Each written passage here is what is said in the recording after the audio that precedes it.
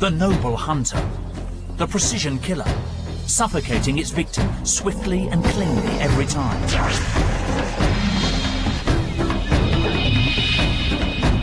But is this squeaky clean image of the king of the beasts really true? We track one pride that goes in for a messier kind of killing, sometimes digging straight in, eating prey alive.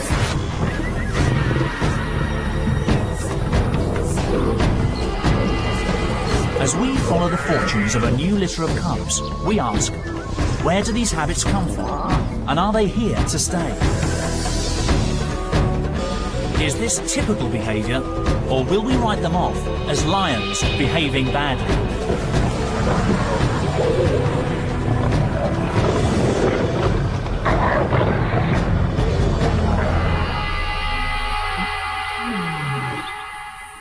It's a classic African scene. The lions look unruffled. The Cape buffalo, opponents built like tanks, size up for a dirty fight. Lions have developed what looks like the perfect kill.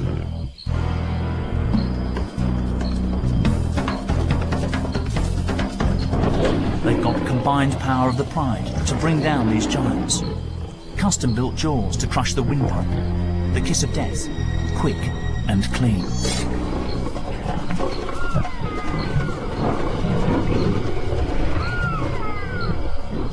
Textbook stuff.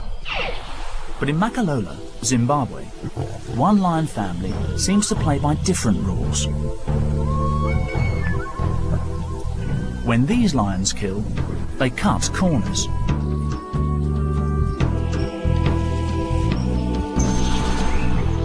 Right now, one-year-old cubs swell the pride's numbers. Unusually, 7 of the 8 babies are male. Could this be a clue as to why this pride hunts the way it does? In the pride, it's the dominant male who pulls the strings.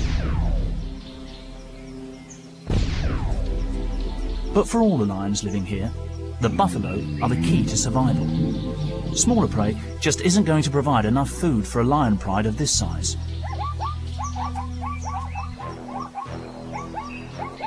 There is one sister to the 7 brothers. Born to Laduma, the senior female, Evie's future looks rosy. All she needs to do is copy Mum.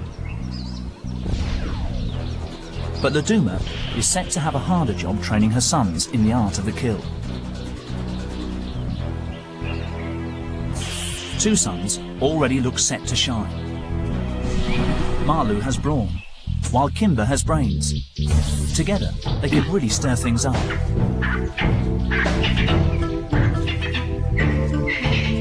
But first, and crucially, the youngsters must learn to hunt. Their days in the security of the pride are numbered. They hang out with the top lionesses. Our first insight into how this pride does business. Mardi, identified by a radio collar, is often on hand as a second mentor to the cubs. This is on-the-job training, and Mardi also acts as a backup to her sister Laduma during attacks. When hunting, they're the ones the cubs will need to watch. At all other times, it's the pride male, Pamwi, who keeps the family members in line. At 180 kilos, more than twice the weight of a man, he demands respect, even from the oldest lioness. If he senses a challenge, things could turn nasty.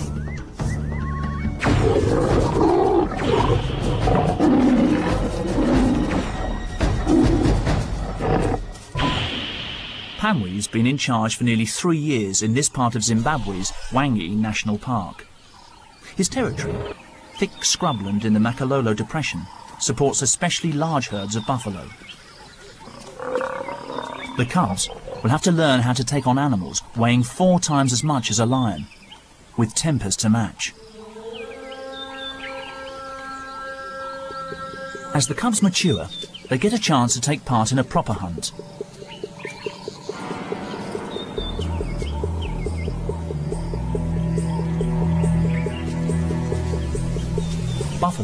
come to battle equipped with some of the heaviest and deadliest horns in the animal kingdom. Lesson number 1. Know how to pick the easiest target.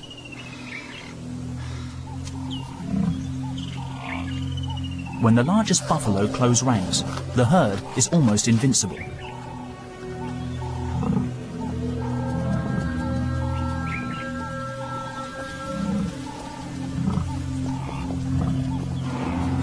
Laduma takes the lead. She's always up front. But how will the rookies react to the buffalo front line?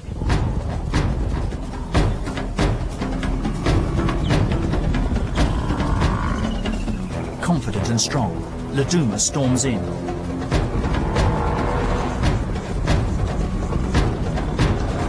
She's got a calf in her sights.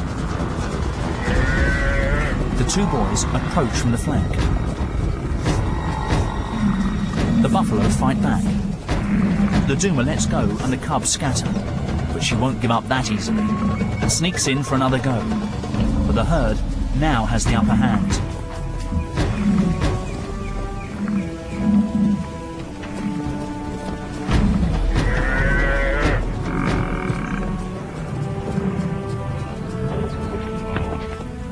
The cubs' first practical lesson ends in a reality check. What went wrong? It all started well. Laduma grabbed her chance. A calf, isolated when the herd panicked. But her sons and the rest of the pride failed to back her up in time. This gave the buffalo the chance to regroup. In the end, the lions were outmaneuvered by their prey. Strength in numbers and team play won the day.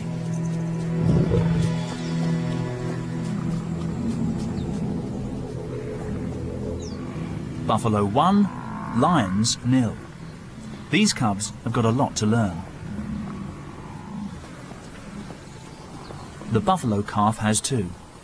She had a narrow escape, but at least she inherited excellent defensive skills. She's going to need them.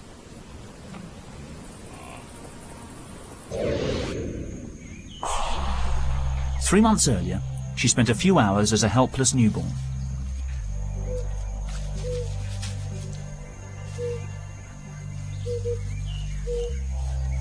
Still wet with afterbirth, she struggled to her feet and within days joined the safety of the herd.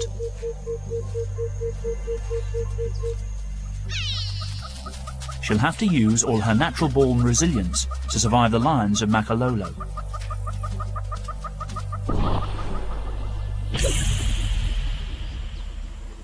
It's the driest part of the year, and the pride has got used to waiting for easier meals. As animals fall victim to thirst, hunger and exhaustion, the lion's darker side seems to emerge. An injured elephant calf hauls itself through the undergrowth.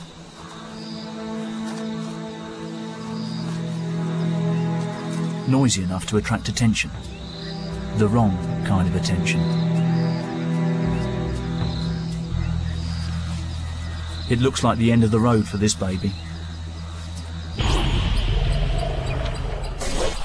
Earlier, a pushy buffalo herd unsettled an elephant family at a waterhole.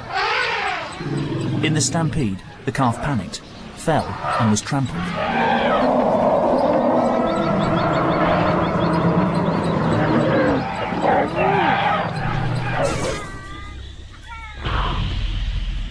It was left for dead, but on broken legs, it spent the intervening hours dragging itself towards cover.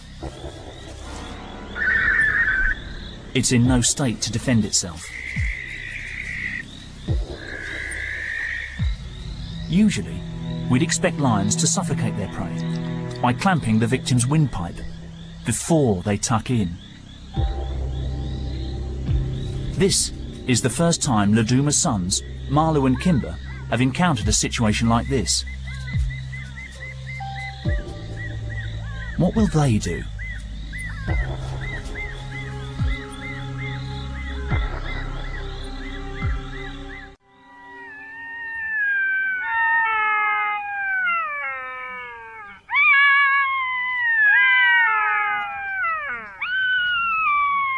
Dawn reveals the events of the night before. The lions started eating hours ago, but they haven't yet killed the baby elephant.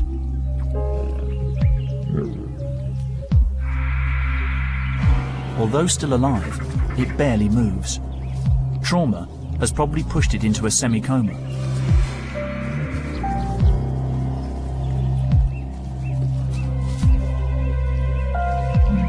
To human eyes, this might look brutal, but we can't judge lions by our rules.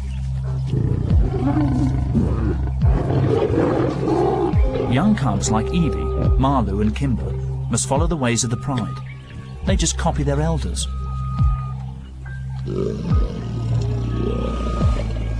So, what has caused the older Makalola lionesses to dispense with the swift kill?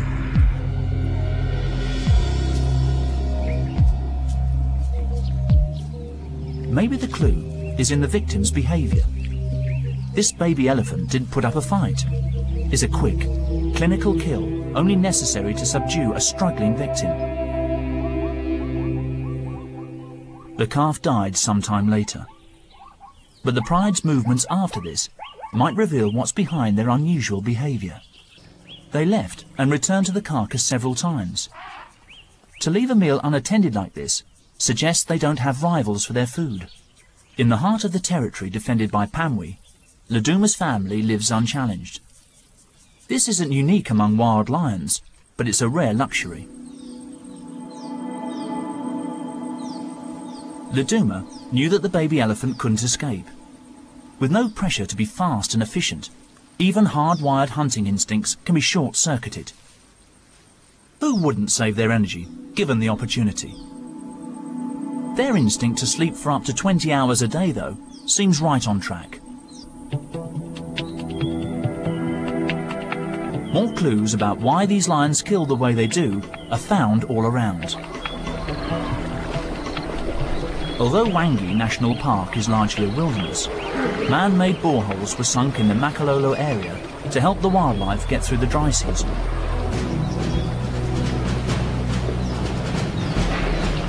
Elephants, like all the grazing animals here, will travel huge distances every day to get water.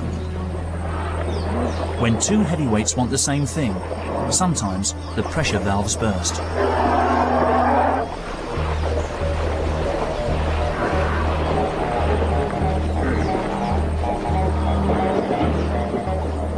With this steady stream of drinkers coming through the lions' territory, it makes sense that the lions have adapted their hunting methods to make the most of the bounty. But the question for the cubs is this: was eating an animal alive just a one-off, or are they likely to make a habit of it? Night. Pamwi's pride has woken up and is on the hunt again. More training for the cubs. Laduma is yet again the linchpin. It's not unusual for adult females to do most of the work during hunting, but tonight, she has an even bigger job. Marlu's strength and Kimber's wit have improved, but to make their contribution count, their mother needs to show them something new.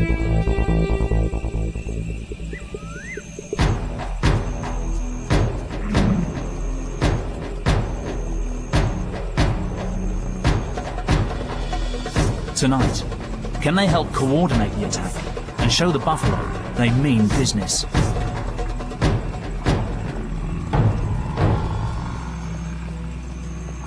The calves, small and vulnerable, are kept at the centre of the herd, out of the firing line. Even for a lion, this huge wall of living flesh is formidable, and they lose their nerve.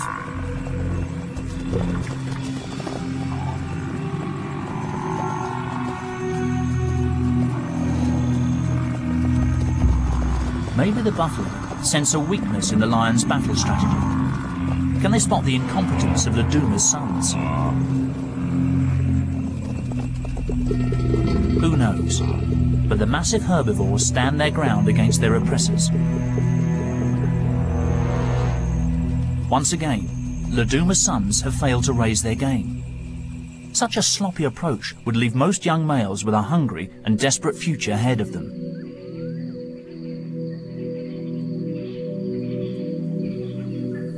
But Makalolo, yet again, offers them a soft option. Another tiny elephant calf wanders alone.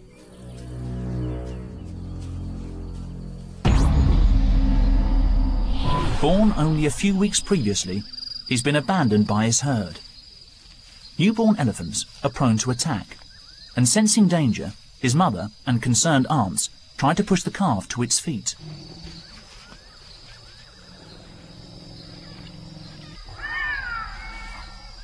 But he just wasn't strong enough.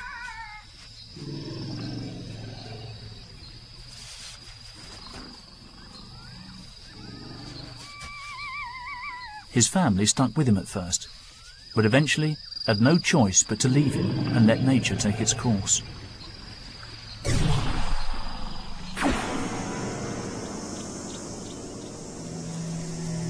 He survived the first days alone, but unprotected, he faces grave danger.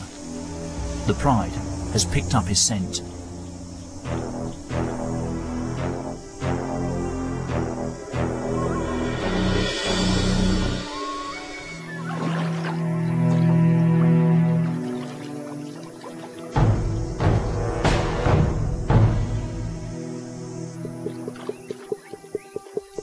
But the baby gets a lucky break.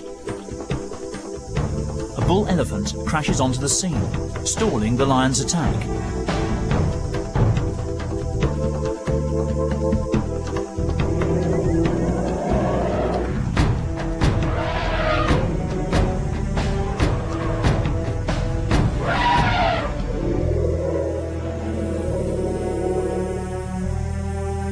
They wait to see what will happen next.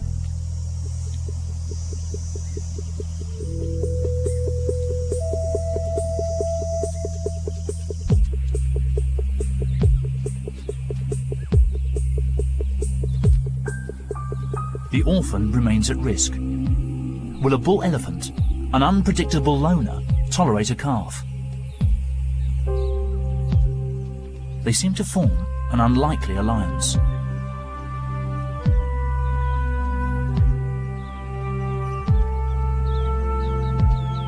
But a male elephant isn't inclined to watch over a lost baby.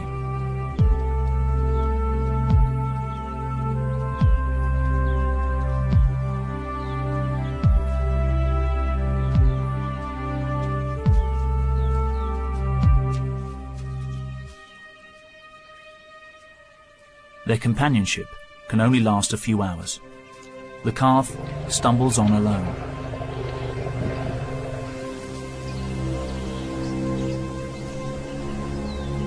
The African bush takes no hostages. The sick and needy stand out as beacons to the hungry and opportunistic.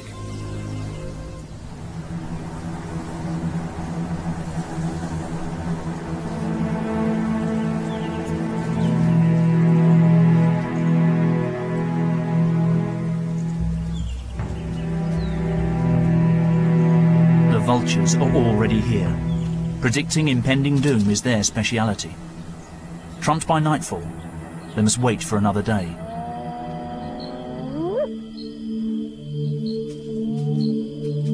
They don't call it the lion's share for nothing. They will get the most of this easy meal.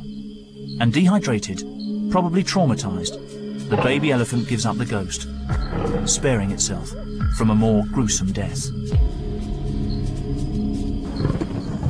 Malu and Kimber, now juveniles, don't know it, but this will be the last time they feed so easily.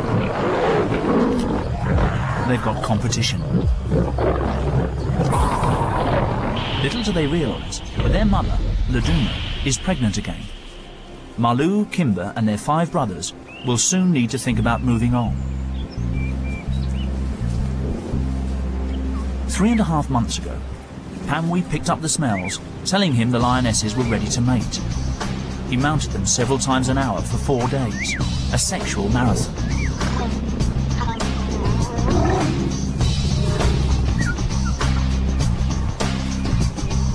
The birth of a new litter will mark a turning point in the lives of Malu and Kimber.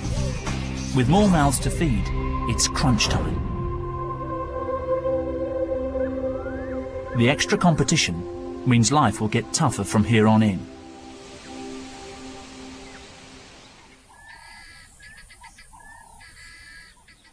Although they've grown in strength and confidence, the brothers still haven't made a kill.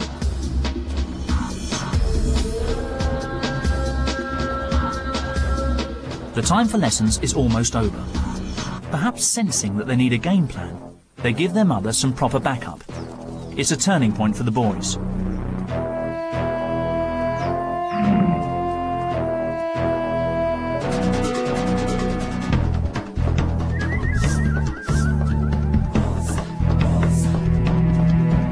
The buffalo look rattled. A fast charge confuses the herd, and in the chaos, there's a straggler.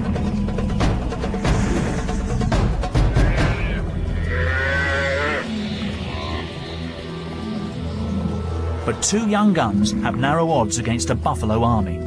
It's time for all the brothers to get involved. By spreading out to create a buffalo front line, a standoff ensues.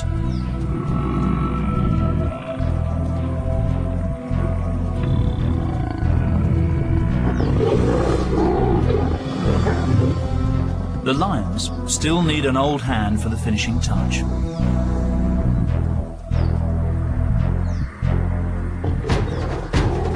This time, it's their aunt, Marty, who backs up the boys.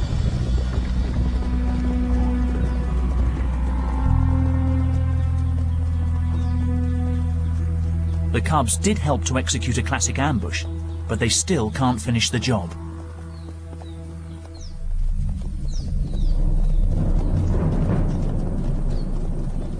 The rest of the buffaloes have sensibly backed off. So Laduma takes this opportunity to teach her sons another crucial lesson. Instead of quickly suffocating the calf herself, she lets it go for the young males to kill. With this opportunity suddenly thrust upon them, the cubs seem confused, lazy even. It's like watching a domestic cat playing with its food. Are these lions simply not hungry enough to make a kill? It's highly unusual to see a lion hold back its killer instinct. Even Marty has a casual approach to the kill.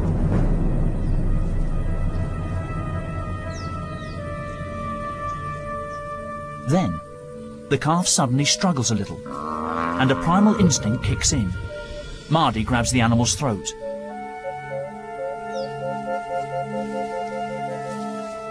A little sustained pressure, and the calf will suffocate. But she doesn't see it through. Is Marty hoping the cubs will come back and have a go? Or is she too suffering from the same laid-back attitude towards killing? Even faced with the wrath and weaponry of the Cape buffalo, can they simply not be bothered to learn to kill in the classic way?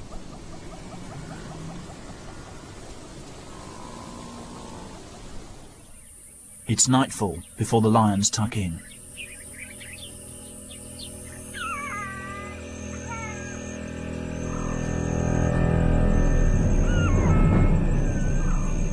Round here, death does not always come quickly.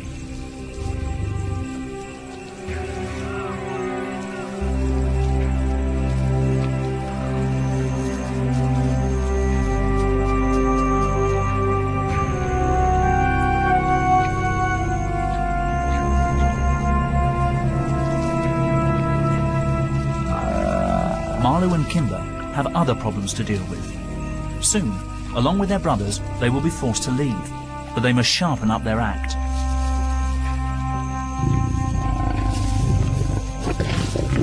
Family dynamics are changing. The growing males are showing dominance over their mothers, but they still can't handle killing on their own.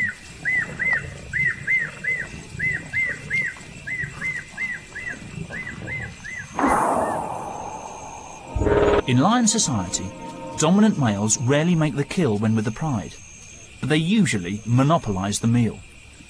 Panwi turns up right on cue.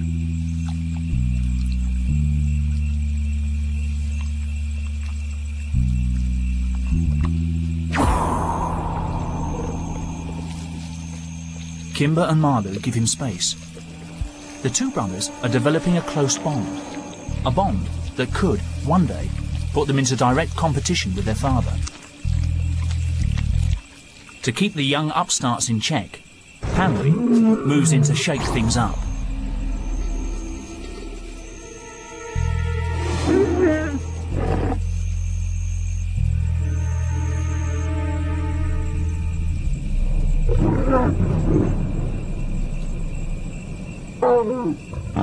Hanley's grown-up cubs now crowd the carcass, so he turns on them.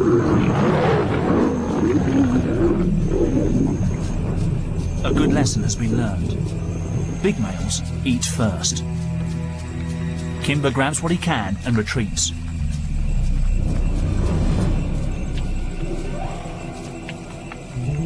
The new litter of young cubs gets preferential treatment.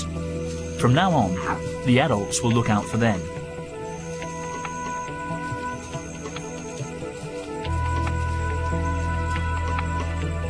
The patriarch is just marking time before his older sons inevitably leave the pride. Even an innocent attempt by Kimber to make contact with his father is met with irritation.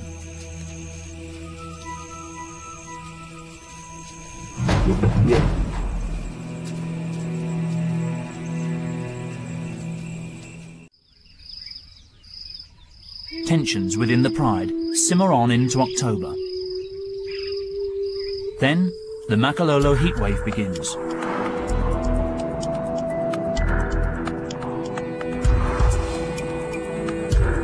Temperatures up in the 30s drain the colour from the landscape.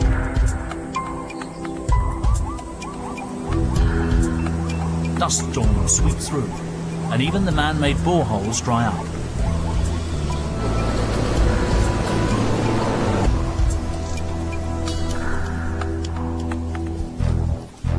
Hanley must lead the pride deeper into the parched scrub. Kimber, Marlu and the other large cubs still trek with the family. With food getting harder to find, they remain an essential part of the team. Their mothers, however, will be watching their every move. The new cubs are now the priority.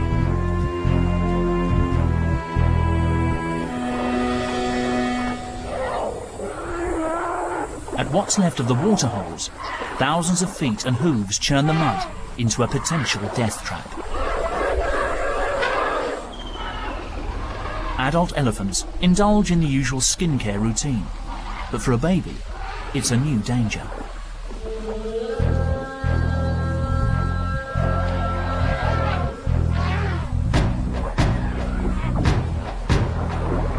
The mud acts like quicksand, sinking the calf to its stomach. It's not strong enough to pull itself free, and the more it wriggles, the more the mud sucks the calf in.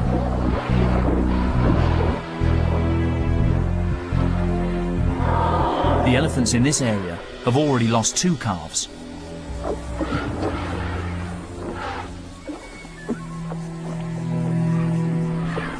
But this time, the mother successfully intervenes, tenderly coaxing with a massive foot and easing her calf free.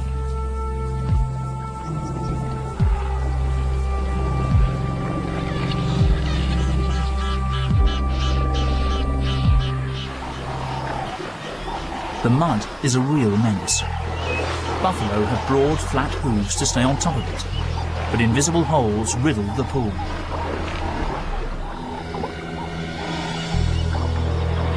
Once you slip in, the mud draws you down further.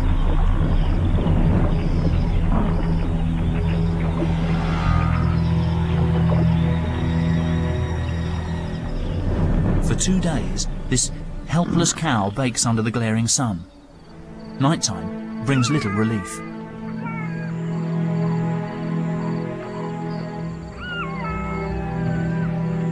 Jackals become constant companions. They're waiting for the surface mud to harden and create a pathway to the feast.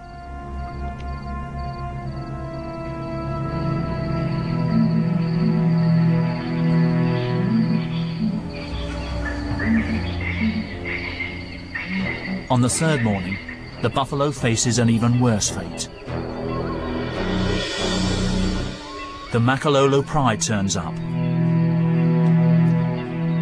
As usual, it's Laduma who takes the responsibility. To get a good hold on the animal, Laduma will need to reach it without getting stuck herself. If she can, her pride will eat well.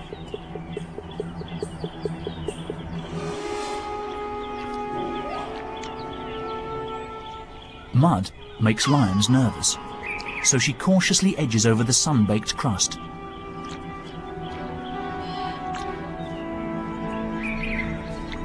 Even though she could simply start feeding at the soft rump, Laduma seems to want to show the cubs a textbook kill. She can't reach the windpipe. Instead, she holds the buffalo's snout, long enough to bring a quick end. It's a mystery why Laduma chose to go for a traditional kill this time.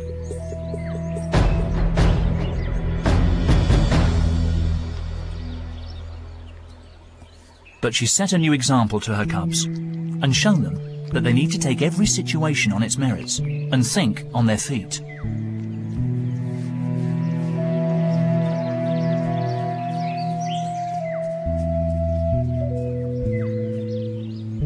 This buffalo could have appeared more threatening than we think.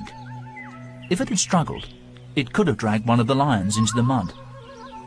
Maybe by killing it first, Laduma made sure they could eat in safety.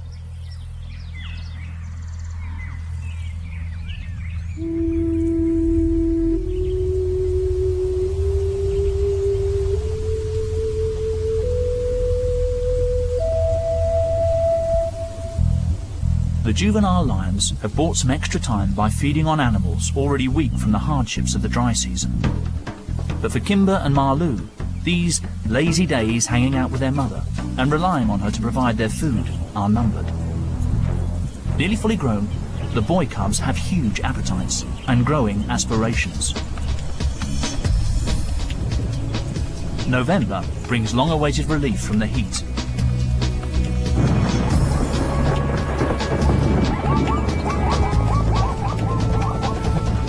Five millimeters of rain falls every day for weeks on end.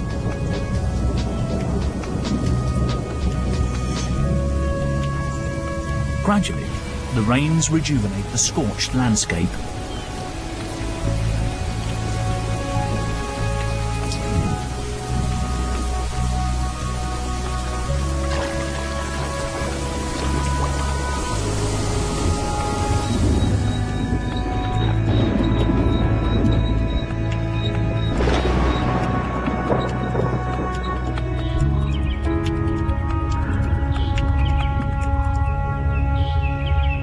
Animals that laid low or stuck closely to whatever water they could find can now roam again to feed and breed.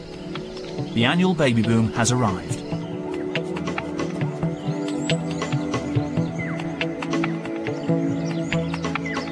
Soon after giving birth, many mothers come into heat. Males lock horns to win the right to breed with them.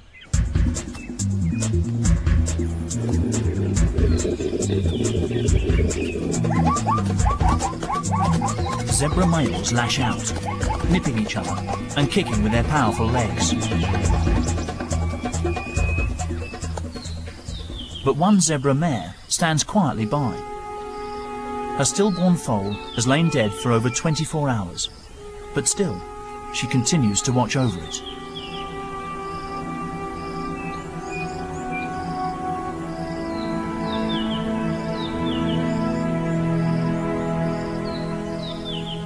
Jackals hover nearby. One animal's tragedy is another's meal, and the chance to produce a family of their own.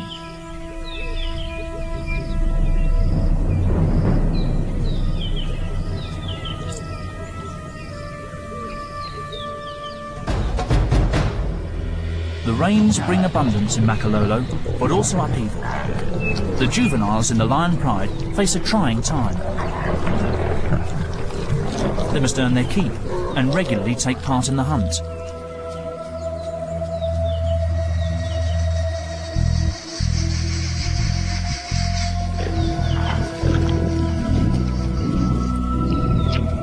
The new litter has grown fast, and now Kimber, Marlou and the others find even more competition around the kill.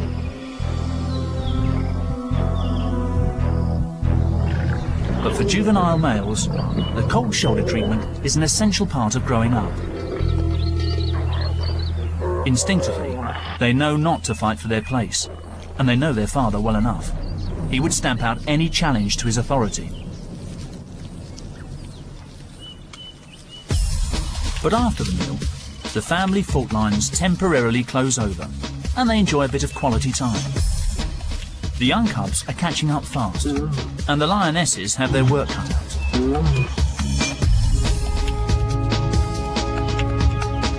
The older siblings have only a little time left before they are pushed out.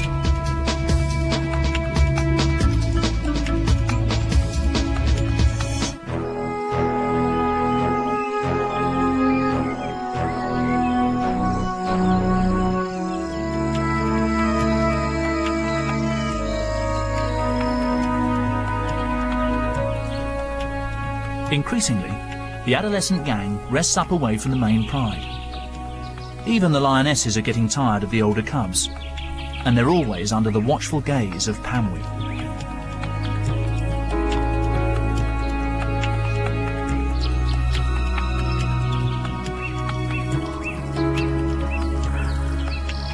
Such a formidable coalition. 7 new males who could one day threaten Pamwi's status as Lord of Makalola. Their success will depend on their friendship. Even without their siblings, Kimber and Malu could form a double act that would offer stiff competition to their father for access to females and to hunting opportunities. Their only sister will stay with the family. Only rarely do females leave their mother's clan. Her brothers have to go before they reach sexual maturity at the age of 2 or 3. And round here, they will have to hunt buffalo in order to have any chance at all. Kimber and Malu face a dangerous and unpredictable world. They will have to cross countless other territories. Neighbouring pride males will be ready to defend their turf to the death. With their manes starting to grow thick and new surges of testosterone coursing through their veins, it won't be long before they want to go. Let's hope they've learned enough to take on new rivals.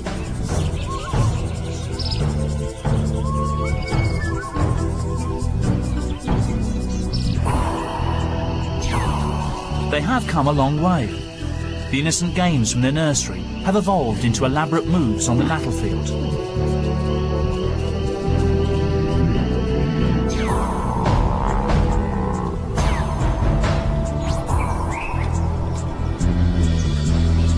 It's taken months of trial and error, but finally, Kimber and Malu and the rest of the brothers rise to hunt as one. And today, suddenly, everything seems different. They are seeking the ultimate challenge, and this time will tackle it in their very own way.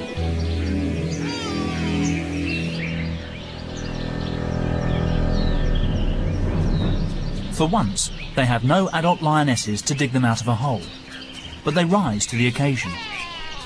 Good teamwork helps them locate and ambush a solitary buffalo bull.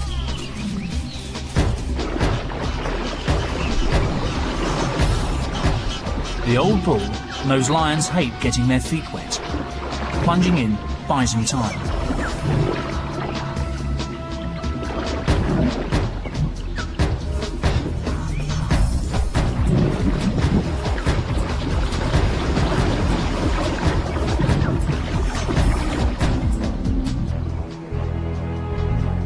Malu courageously wades in.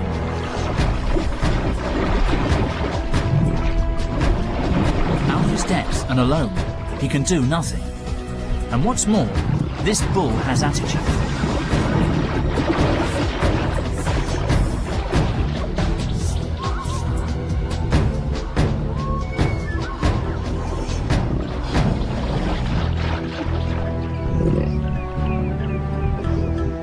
But Malu and his brothers don't just give up anymore. They've grown in maturity and in patience. Working together, they prove they can cope on their own.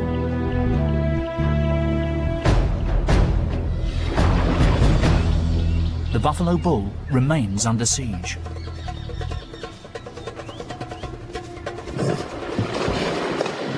The lions play safe, rightly so.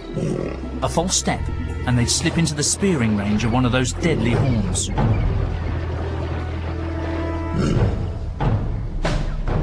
They stake out the bank, harassing and wearing down the cornered buffalo.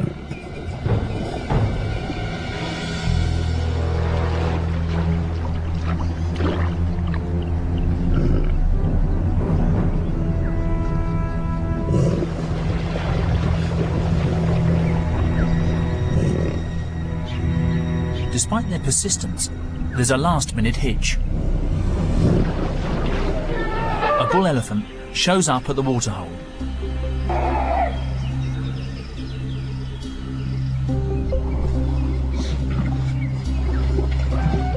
It's a distraction, which the buffalo seizes as a chance to escape.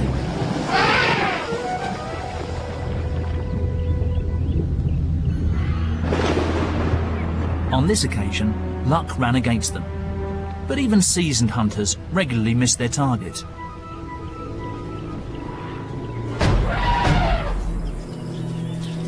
The elephant may have thwarted their attack, but the experience undoubtedly sharpened their wits.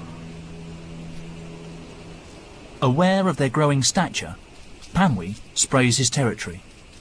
A reminder to Kimber and Malu not to rise above themselves.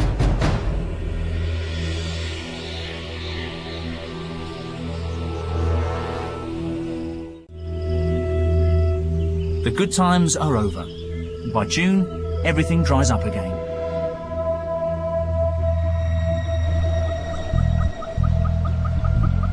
But the young lions remain on a roll.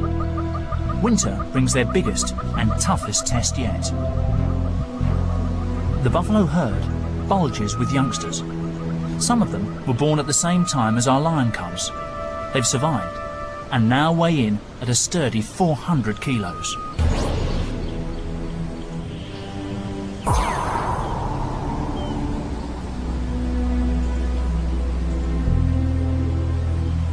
More muscle to strengthen the buffalo line of defense.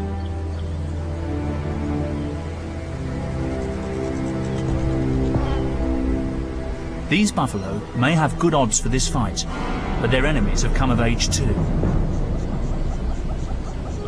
Both sides know that a battle is inevitable. Kimber, Malu and their brothers are under pressure to leave Makalolo. Could this be their moment to finally graduate from Laduma's hunting academy?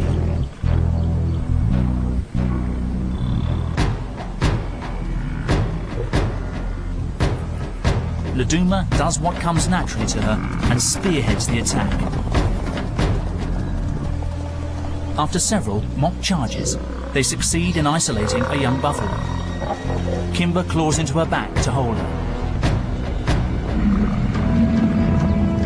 The adult buffalo turn back, but the lions remain focused. Staying well away from the sharp end, Malu and Kimber finally help Laduma bring the animal down.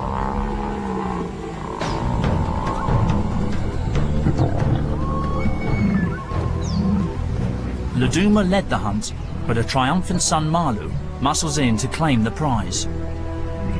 Question is, what will he do next? The buffalo haven't given up, so Laduma sets off to confront them again.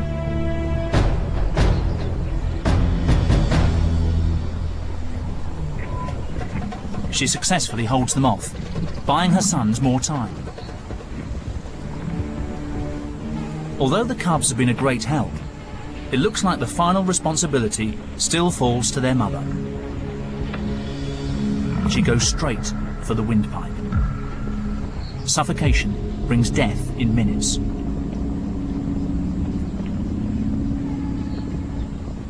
For these cubs, it looks like they won't learn to finish their prey off until they've left home and are forced to do it for themselves.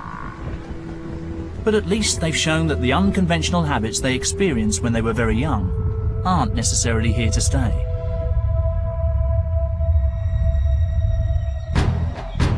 Under intense pressure, this new generation has learned what it takes to be noble, efficient killers. just in time.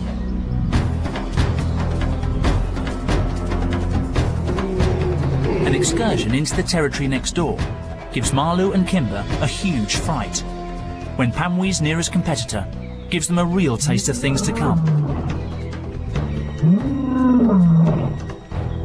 Realising it's time to leave, Marlou and Kimber lead the exodus. Their father now has a new litter to help the females with the hunt. But they go armed with the experience to survive beyond the cosy world of Makalolo.